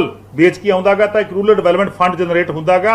ਉਸ ਫੰਡ ਨੂੰ ਗਵਰਨਮੈਂਟ ਆਫ ਇੰਡੀਆ ਮੋਨੀਟਰਿੰਗ ਕਰਦੀ ਸੀਗੀ ਔਰ ਫੰਡ ਦੁਬਾਰਾ ਪੰਜਾਬ ਸਰਕਾਰ ਕੋਲੇ ਆਉਂਦਾਗਾ। ਪਰ ਲੇਕਿਨ ਅਫਸੋਸ ਪ੍ਰੀਵੀਅਸ ਸਰਕਾਰਾਂ ਨੇ, ਪੁਰਾਣੀਆਂ ਸਰਕਾਰਾਂ ਨੇ, ਚਾਹੇ ਅਕਾਲੀ ਦਲ ਦੀ ਸੀ ਚਾਹੇ ਕਾਂਗਰਸ ਦੀ ਸੀ, ਉਹਦਾ ਮਿਸਯੂਜ਼ ਕੀਤਾਗਾ, ਆਪਣੇ ਨਿੱਜੀ ਪਰਪਸਾਂ ਲਈ ਵਰਤਦੇ ਰਹੇ ਨੇ ਕਿ ਕਦੇ ਉਹ ਕਿਸੇ ਆਪਣੇ ਨਿੱਜੀ ਬੰਦਿਆਂ ਨੂੰ ਦਿੱਤਾ ਜਾਂ ਕਿਤੇ ਹੋਰ। ਪਰ ਲੇਕਿਨ ਆਮ ਆਦਮੀ ਪਾਰਟੀ ਦਾ ਸਭ ਤੋਂ ਵੱਡਾ ਫੈਸਲਾ ਅੱਜ ਹੋਇਆਗਾ। ਮਾਨ ਸਾਹਿਬ ਨੇ, ਸਰਦਾਰ ਭਗਵੰਤ ਸਿੰਘ ਮਾਨ ਜੀ ਨੇ, ਪੰਜਾਬ ਦੇ ਮਾਨਯੋਗ ਮੁੱਖ ਮੰਤਰੀ ਸਾਹਿਬ ਨੇ ਫੈਸਲਾ ਕੀਤਾਗਾ ਕਿ ਸਾਰਾ ਪੈਸਾ, ਇੱਕ ਪੈਸਾ ਜਿਹੜਾ ਹੈਗਾ ਉਹ ਮੰਡੀਆਂ ਤੇ ਖਰਚ ਹੋ। ਕਾਂਗਰਸ ਵਿਧਾਇਕ ਸੁਖਪਾਲ ਸਿੰਘ ਖਹਿਰਾ ਨੇ ਪੰਜਾਬ ਦੇ ਰਾਜਪਾਲ ਬਨਵਾਰੀ ਲਾਲ ਪੁਰੋਹਿਤ ਦੇ ਵੱਲੋਂ ਜੋ ਸਰਹੱਦੀ ਦੌਰੇ ਕੀਤੇ ਜਾ ਰਹੇ ਨੇ ਉਹਨਾਂ ਤੇ ਸਵਾਲ ਚੁੱਕੇ ਨੇ। ਖਹਿਰਾ ਨੇ ਟਵੀਟ ਕਰਕੇ ਆਮ ਆਦਮੀ ਪਾਰਟੀ ਅਤੇ ਬੀਜੇਪੀ ਤੇ ਨਿਸ਼ਾਨੇ ਲਾਏ ਨੇ। ਉਹਨਾਂ ਕਿਹਾ ਕਿ ਦਿੱਲੀ ਦਾ ਇੱਕ ਸਰਕਾਰੀ ਨਿਯੁਕਤ ਏਜੰਟ ਮੁੱਖ ਮੰਤਰੀ ਦੀ ਸਹਿਮਤੀ ਤੋਂ ਬਿਨਾਂ ਸਰਹੱਦੀ ਖੇਤਰ ਦੇ ਜ਼ਿਲ੍ਹਿਆਂ ਦਾ ਜਾਇਜ਼ਾ ਲੈ ਰਿਹਾ ਹੈ। ਖਹਿਰਾ ਨੇ ਵੀ ਕਿਹਾ ਕਿ ਭਗਵੰਤ ਮਾਨ ਸਰਕਾਰ ਨੇ ਦਿੱਲੀ ਦੇ ਏਜੰਟ ਪੰਜਾਬ ਦੇ ਅਧਿਕਾਰਾਂ ਨੂੰ ਕੇਂਦਰ ਦੇ ਮੂਹਰੇ ਸਰੈਂਡਰ ਕਰ ਦਿੱਤਾ ਹੈ। ਖਹਿਰਾ ਨੇ ਕਿਹਾ ਕਿ ਪੰਜਾਬ ਨੂੰ ਇਸ ਵਕਤ ਬੀਜੇਪੀ ਅਤੇ ਆਮ ਆਦਮੀ ਪਾਰਟੀ ਦੀ ਸਰਕਾਰ ਰਲ ਕੇ ਚਲਾ ਰਹੇ ਨੇ। ਇਸ ਤੋਂ ਪਹਿਲਾਂ ਪੰਜਾਬ ਸਰਕਾਰ ਹੋਰ ਵਿਵਾਦਾਂ ਦੇ ਵਿੱਚ ਜਿਹੜੀ ਘਿਰੀ ਹੋਈ ਹੈ ਉਹ ਹੈ ਪੰਜਾਬ ਦੇ ਮੁੱਖ ਮੰਤਰੀ ਅਰਵਿੰਦ ਕੇਜਰੀਵਾਲ ਦੇ ਨਾਲ ਦਿੱਲੀ ਦੇ ਵਿੱਚ ਪੰਜਾਬ ਦੇ ਅਧਿਕਾਰੀਆਂ ਦੀ ਹੋਈ ਬੈਠਕ। ਇਹ ਬੈਠਕ ਸੰਵਿਧਾਨਿਕ ਹੈ ਜਾਂ ਫਿਰ ਗੈਰ ਸੰਵਿਧਾਨਿਕ, ਇਸ ਨੂੰ ਲੈ ਕੇ ਸਵਾਲ ਉੱਠ ਰਹੇ ਨੇ। ਇਸ ਦਾ ਜਵਾਬ ਦਿੰਦੇ ਹੋਏ ਆਮ ਆਦਮੀ ਪਾਰਟੀ ਨੇ ਕਿਹਾ ਕਿ ਇਹ ਇੱਕ ਗੈਰ ਰਸਮੀ ਬੈਠਕ ਸੀ, ਕੋਈ ਵਿਵਾਦ ਨਹੀਂ ਹੋਣਾ ਚਾਹੀਦਾ। ਆਮ ਆਦਮੀ ਪਾਰਟੀ ਦੇ ਬੁਲਾਰੇ ਮਾਲਵਿੰਦਰ ਕੰਗ ਨੇ ਕਿਹਾ ਕਿ ਚੋਣਾਂ ਤੋਂ ਪਹਿਲਾਂ ਆਮ ਆਦਮੀ ਪਾਰਟੀ ਨੇ ਲੋਕਾਂ ਨੂੰ 300 ਯੂਨਿਟ ਮੁਫਤ ਬਿਜਲੀ ਦੇਣ ਦਾ ਵਾਅਦਾ ਕੀਤਾ ਸੀ। ਉਸ ਵਾਅਦੇ ਨੂੰ ਪੂਰਾ ਕਰਨ ਦੇ ਲਈ ਹੀ ਇਹ ਬੈਠਕ ਕੀਤੀ ਗਈ ਸੀ। ਇਹ ਉਸ ਵਾਅਦੇ ਵੱਲ ਹੀ ਇੱਕ ਕਦਮ ਹੈ, ਇਸ ਬਾਰੇ ਕੋਈ ਇਤਰਾਜ਼ ਨਹੀਂ ਹੋਣਾ ਚਾਹੀਦਾ। ਸੋ ਮਾਹਿਰ ਕੀ ਕਹਿੰਦੇ ਨੇ? ਭਾਰਤ ਦੇ ਸਾਬਕਾ ਵਿੱਤੀ ਸਕੱਤਰ ਡਾਕਟਰ ਅਰਵਿੰਦ ਮਾਇਆਰਾਮ ਦੇ ਮੁਤਾਬਿਕ ਜੇ ਸੂਬੇ ਦੇ ਅਧਿਕਾਰੀਆਂ ਨੂੰ ਮੁੱਖ ਮੰਤਰੀ ਤੋਂ ਇਲਾਵਾ ਦਿੱਲੀ ਦੀਆਂ ਹਦਾਇਤਾਂ ਜਾਂ ਨਿਰਦੇਸ਼ ਦੇ ਲਈ ਬੁਲਾਇਆ ਜਾਂਦਾ ਹੈ ਤਾਂ ਉਹ ਕੁਝ ਕਾਰਨਾਂ ਕਰਕੇ ਸੰਵਿਧਾਨਿਕ ਵਿਵਸਥਾ ਦੀ ਉਲੰਘਣਾ ਹੈ। ਇੱਕ ਤਾਂ ਇਹ ਕਿ ਸੰਵਿਧਾਨ ਕੇਂਦਰ ਅਤੇ ਸੂਬਾ ਸਰਕਾਰਾਂ ਨੂੰ ਵੱਖ-ਵੱਖ ਅਧਿਕਾਰ ਖੇਤਰ ਅਤੇ ਹਰੇਕ ਸੂਬੇ ਦੇ ਲਈ ਵੱਖਰਾ ਅਧਿਕਾਰ ਖੇਤਰ ਦੇ ਕੇ ਇਹਨਾਂ ਨੂੰ ਨਿਖੇੜਦਾ ਹੈ। ਇੱਕ ਸੂਬੇ ਦਾ ਮੁੱਖ ਮੰਤਰੀ ਦੂਸਰੇ ਉੱਤੇ ਇਹਨਾਂ ਅਧਿਕਾਰਾਂ ਦੀ ਵਰਤੋਂ ਨਹੀਂ ਕਰ ਸਕਦਾ।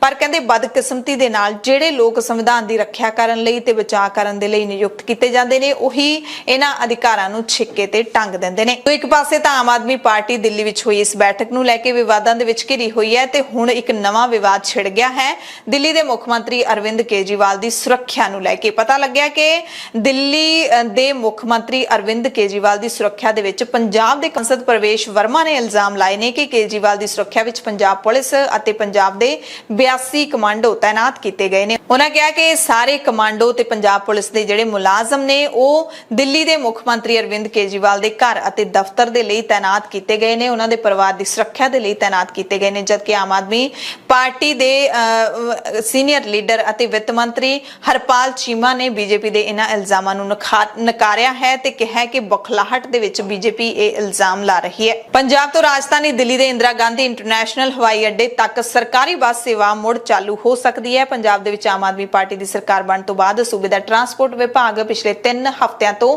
ਲਗਾਤਾਰ ਦਿੱਲੀ ਸਰਕਾਰ ਦੇ ਨਾਲ ਮੀਟਿੰਗਾਂ ਕਰ ਰਿਹਾ ਹੈ।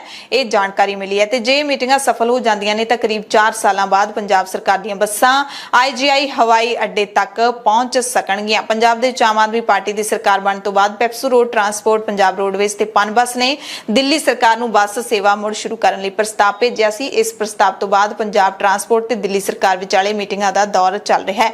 ਸੋ ਜਦੋਂ ਦੋਵੇਂ ਸੂਬਿਆਂ ਦੇ ਵਿੱਚ ਇੱਕੋ ਪਾਰਟੀ ਦੀਆਂ ਸਰਕਾਰਾਂ ਨੇ ਤਾਂ ਇਹ ਸੇਵਾ ਮੁੜ ਸ਼ੁਰੂ ਹੋ ਸਕਦੀ ਹੈ। ਪਰ ਪਿਛਲੀ ਸਰਕਾਰ ਕਾਂਗਰਸ ਸਰਕਾਰ ਦੇ ਵਿੱਚ ਟਰਾਂਸਪੋਰਟ ਮੰਤਰੀ ਅਮਰਿੰਦਰ ਸਿੰਘ ਰਾਜਾ ਵੜਿੰਗ ਕਈ ਵਾਰੀ ਦਿੱਲੀ ਦੇ ਮੁੱਖ ਮੰਤਰੀ ਅਰਵਿੰਦ ਕੇਜਰੀਵਾਲ ਨੂੰ ਅਪੀਲਾਂ ਕਰਦੇ ਰਹੇ, ਬੇਨਤੀਆਂ ਕਰਦੇ ਰਹੇ ਕਿ ਸਾਨੂੰ ਬੈਠਕ ਦਾ ਸਮਾਂ ਦਿਓ ਤੇ ਇਹ ਬੱਸਾਂ ਮੁੜ ਚਾਲੂ ਹੋਣ, ਇਹਦੇ ਲਈ ਤੁਸੀਂ ਸਾਨੂੰ ਸਮਾਂ ਦਿਓ। ਪਰ ਉਦੋਂ ਮੁੱਖ ਮੰਤਰੀ ਅਰਵਿੰਦ ਕੇਜਰੀਵਾਲ ਨੇ ਸਮਾਂ ਨਹੀਂ ਦਿੱਤਾ ਸੀ। ਭਾਰਤ ਦੇ ਚੀਫ ਜਸਟਿਸ NV ਰਮन्ना 2 ਦਿਨਾਂ ਦੌਰੇ ਤੇ ਅੰਮ੍ਰਿਤਸਰ ਪਹੁੰਚੇ ਹੋਏ ਨੇ। ਪੰਜਾਬ ਦੇ ਮੁੱਖ ਮੰਤਰੀ ਭਗਵੰਤ ਸਿੰਘ ਮਾਨ ਵੱਲੋਂ ਅੰਮ੍ਰਿਤਸਰ ਦੇ ਸ਼੍ਰੀ ਗੁਰੂ ਰਾਮਦਾਸ ਅੰਤਰਰਾਸ਼ਟਰੀ ਹਵਾਈ ਅੱਡੇ ਤੇ ਉਹਨਾਂ ਦਾ ਸਵਾਗਤ ਕੀਤਾ ਗਿਆ।